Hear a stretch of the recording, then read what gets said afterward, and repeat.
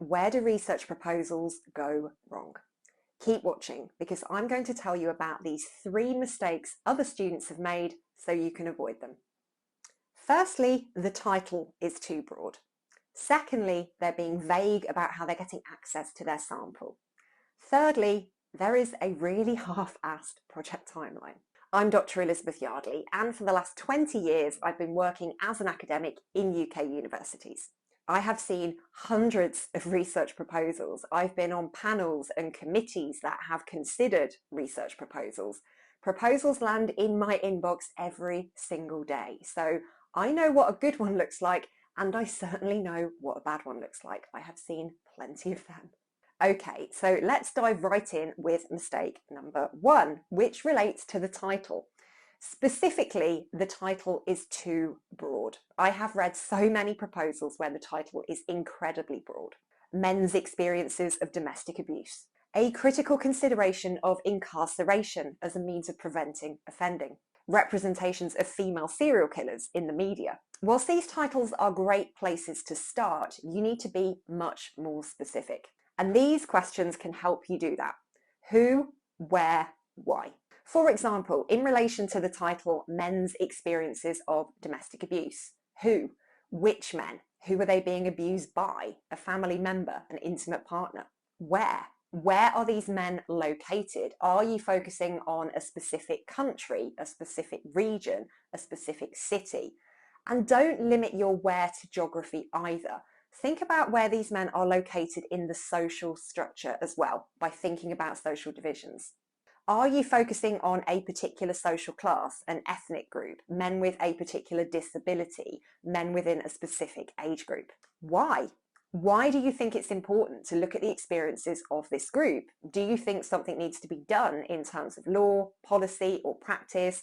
Has there been a particular case that's drawn your attention to this issue? These questions will really help you narrow your focus so you can arrive at a title or question that is realistic and achievable. You might end up with a title like this: Experiences of Domestic Abuse Among Men Aged 18 to 25 with Learning Disabilities in the UK. To what extent does support services recognise and meet their needs? See, that is much better. It is considerably more focused and it will have any reviewer sitting up and saying, "Ooh, how interesting." If you want help developing your research title to get super specific like this, check out this video right here.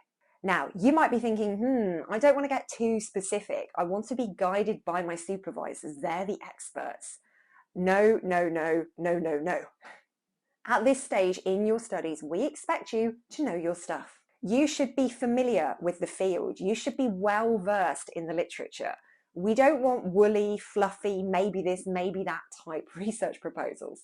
We want decisive, confident students who know what they want to do specifically. And you know what? Harsh but true. Your supervisors are there to supervise you, not to parent you. So make your own decisions and be confident in them. If you're finding this video helpful, if things are a bit clearer now, hit that like button because it really does make a huge difference in ensuring that other people can find it too. Secondly, another big red flag for me is when a student is vague about how they're going to access their sample. There's a lack of clarity around it. It's all a bit mysterious. Ensure that you are clear about how you are planning to get to your sample, whether that's recruiting people or gaining access to documents and the like. Access is a huge issue, and it's one of the main things that we use to assess how realistic your research ideas are and how likely you are to actually complete the project that you're proposing. If you don't make a convincing argument that you can access who or what you need to, we are not going to be confident that you can complete this thing. Because let's be completely frank here, no access equals no data equals no project. So what issues are there in accessing your sample or your participants? For example, if you wanted to do research with young people who participate in local sports clubs, how are you going to access them? What processes will you need to go through? Do you need to have some form of vetting or approval to be able to research with children and young people? Have you got that? If not, how and when are you going to get it? Will you need to identify gatekeepers, people who work with young people, for example? Have you already approached them? Are you thinking about using Facebook groups or TikTok to access your participants? And what are some of the issues with that? And please do not just assume that your supervisors are going to sort out your access for you. I have read so many research proposals that have said, with Dr. Yardley's kind assistance, I will access survivors of stalking or survivors of domestic abuse. No, you won't. This is your project and you need to stand on your own 2 feet and access participants on your own. You might find that your supervisors are able to assist you with access, and if that's the case, great. But this is normally something that happens in addition to your own efforts, not as a replacement for them. Do not assume that your supervisors are just going to pull participants out of their hat for you because they are super experienced and because they've got loads of great contacts.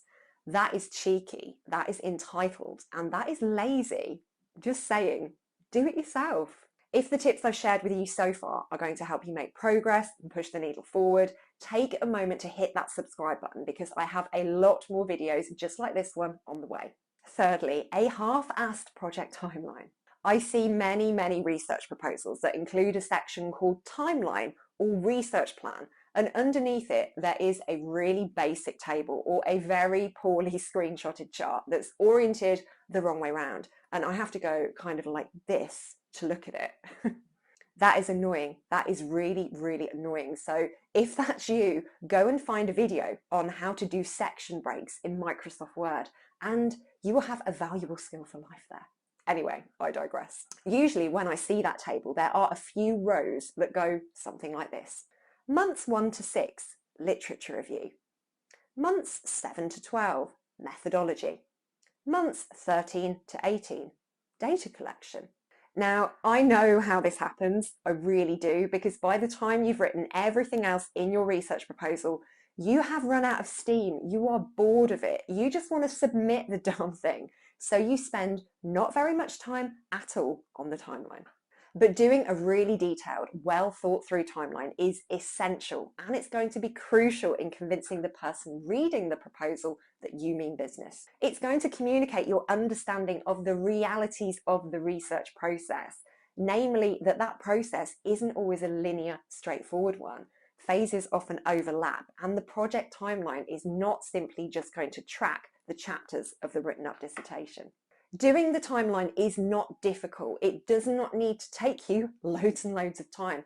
Just make sure that you give it the attention that it deserves. And to help you out with that, I actually have an Excel spreadsheet template that you can use to map out the stages of your research project. You can download that through the link in the description, and there's an example in there too, so you can see how to fill it in. You're welcome. I hope you found this video helpful in avoiding some of the common errors I often see in research proposals. Now, do you want extra help with your research proposal? How to structure it, whether or not to do a full-on literature review, exactly what to write? Yes, exactly what to write. You need to go and check out my PDF guide. By the time you finish this guide, you will have actual content, paragraphs to copy and paste into your research proposal, and you will feel super confident about your proposal. If you're interested in that, the link to the guide is in the description, and if you use the code YouTube30, you can get 30% off it, so go and check it out.